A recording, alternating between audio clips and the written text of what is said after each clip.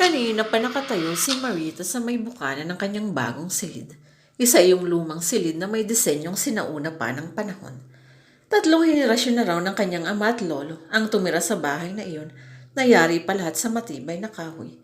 Ang mga bintana ay gawa sa kapis at ang mga kagamitan naman ay antigo. Kalimitan ay yari sa yantok, kawayan at nara. May nakita si Marisa na nakapukaw sa kanyang pansin. Isang lumang musical box. Pagbukas niya ay biglang sumayaw ang isang maliit na ballerina sa gitna. Bahagya namang natuya ang bata. So how do you find your room for the whole summer? Nakangiting silip ng kanyang amang sigari sa may pintuan ng kanyang kwarto. I don't believe this, sagot ni Marita. Ang alin? Takang tanong ng kanyang ama. I turned down Mommy's invitation to go to Hong Kong Disneyland just to be with you here in Vegan. Tapos yun pala, you're letting me stay. In this old creepy house, nalalaki ang mga mata ng bata. Marita, anak, this is your ancestral home. Galing pa ito sa mga ninuno ko na minana ko from your lolo Jose. Someday sa'yo rin ito mapupunta, so try to appreciate it a little bit. It's a witness to all our family history. Paliwanag ni Gary sa anak. But Dad, nakakatakot itong bahay. Tayong 3 lang yung nayaya dito. Itong room na pinagagamit mo, nakakatakot ang bed, mukhang antique. Whose room is this anyway? Pansin ng bata habang tinitingnan ang lahat ng mga simpleng gamit sa silid. Mula sa rocking chair hanggang sa isang malaking antique na kama na may 4 na pose sa bawat kanto. Sabi ng lolo si Mo, ang huling nagmay-ari daw ng room na ito ay ang lola Lilian Mo. She owned most of the stuff here, pati ang musical box na yan. Kaso she died early of leukemia when she was just 14, kaya nabakante na ito mula noon. That's so creepy. Thanks a lot for scaring me, Dad. Reklamo ni Marita. Hey, cheer up. You're only 11 but you already have a rare house like this. Paglaki mo, mas maa-appreciate mo ang bahay na ito.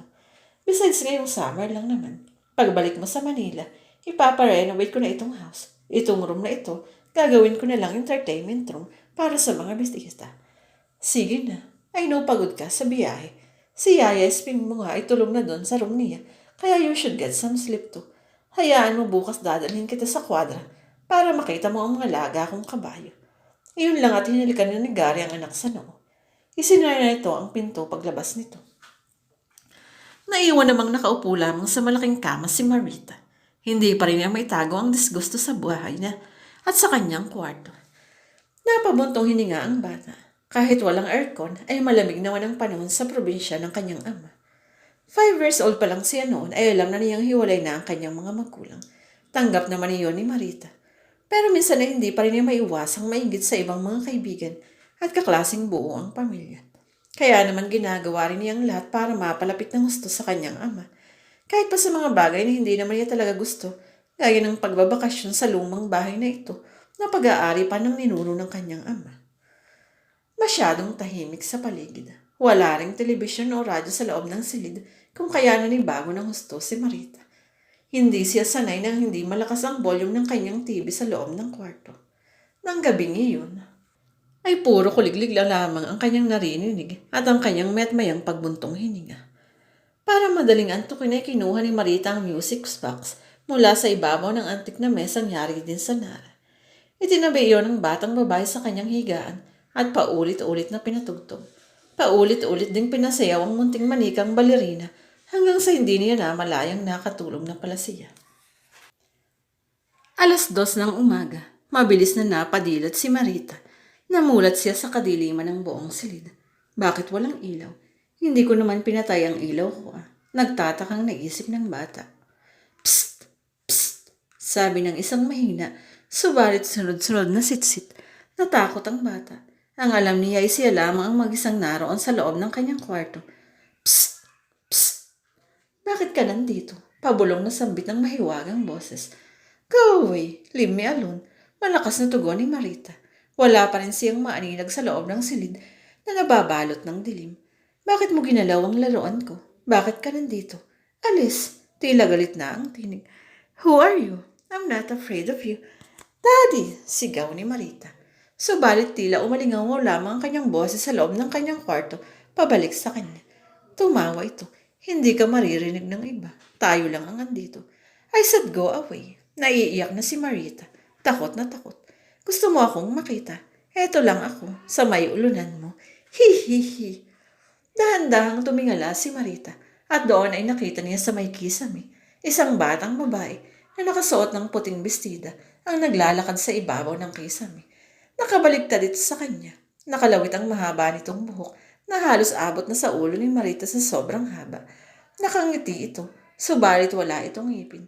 Kulay asul na halos ang balat nito at ang katawan ay patpatin at halos butot balat na lamang. Hawak-hawak nito ang music box na kanina lamang ay pinapatugtog ni Marita bago pa siya makatulog. Daddy! Sigaw ni Marita. Tatayo sana siya upang kumaripas ng takbo papalabas, subalit laking gulat niya. Paglingon niya sa kanyang tabi ay nandoon ang butot balat na batang babae. Nakakabay na ito sa kanya. Huwag ka munang umalis. Maglaro muna tayo. Hihihi. Humagikhik ito na tawa. Habang may lumalabas pang dugo sa bibig nito, punong-puto rin ng maiitim na pasa ang balat nito sa braso at kamay. Ang isang braso at kamay na nakakapit na ng mahigpit kay Marita. Daddy! Daddy! Sunod-sunod na sigaw ni Marita. Pero tila walang nakakarinig sa kanya. Sinubukan niyang magpumiglas. Pero sadyang malakas ang multo ng batang babae. Laro tayo. Bulong nito sa kanya. Habang biglang naging boses ng isang matandang babae ang boses nito. Mula sa kanina ay boses bata. Matapos ay unti-unti nitong ilapit ang mukha. Naaag na sa mukha ng batang si Marita. Habang pamalapit at bumubuka ang bibig nito, papalaki ng papalaki ang anyo nito habang unti-unting lumalapit sa bata. Pumikit na lamang si Marita. Iyon na lamang ang huli niyang natandaan bago pa man pumasok ang buo niyang ulo sa loob ng malaking bibig ng butot balat na multo. Sunod niyang nilunok ang katawan ni Marita. Hindi tumitigil sa paglunok sa buong katawan ng bata na parang isang malaking sawa hanggat hindi naririnig ang huling tibok ng puso ng bata. Doon na binalot ng dilim at katahimikan ng buong silid. Ang piping saksi sa isang nakakapangilabot na pangyayari. Kinabukasan. Ang aga ng anak ko. Masayang bati ni Gary sa anak na si Marita na kasalukuyang maganang kumakain sa hapagkainan. Hindi siya pinansin ito. Tuloy pa rin ito sa pagkain. Kanina pa ho yan hindi nagsasalita, sir. Gutom na gutom lang at uhaw na uhaw. Baka may sakit.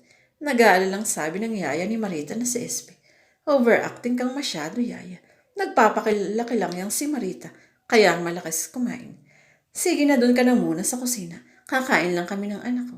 May pagkainis pang utos ni Gary kay yaya Espe. Nagulat naman ang tagapag-alaga ni Marita. Sa tagal niyang pagsisilbi sa patslit, ay ngayon lamang niya nakita ang pagkagaspang ng pag-uugali ang lalaking amo.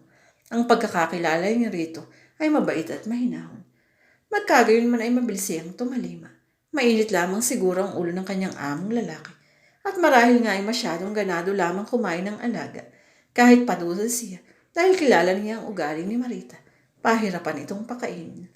Nang makalis na papuntang kusina si Yaya Espe ay napangiti si Gary. Agad nitong hinarap ang kumakaing anak. Kamusta na, Lilian? Tanong ni Gary, maligayang pagbabalik. Natigilan si Marita. O ang dating katawan ni Marita. Tumingin sa aba. Sabay sagot, mabuti naman Jose. Akala ko hindi mo na ako may babalik dito. Masyado akong nainip. Malalim ang boses nito. Tila boses na nanggagaling sa ilalim ng lupa. Nahirapan din naman akong bumalik at ang kaninang katawan ng anak kong si Gary. Mabuting at pumayag ang apo kong si Marita na magbakasyon dito. Kung di ay palutang-lutang ka pa rin sana sa hangin. Natatawang sambit ng lalaki. Ang galing pala talaga ni Mama. Kung hindi kaniya tinuruan ng mga itim na kaalaman, baka hindi tayo nabuhay muli. Tama ka, Lilian. Kahit pa nagsakripisyo tayo ng mga anak at apo, sapagkat sa kadugo lamang din tayo maaaring magkaroon ng pangalawang buhay. Ang mahalaga, nakabalik na tayo.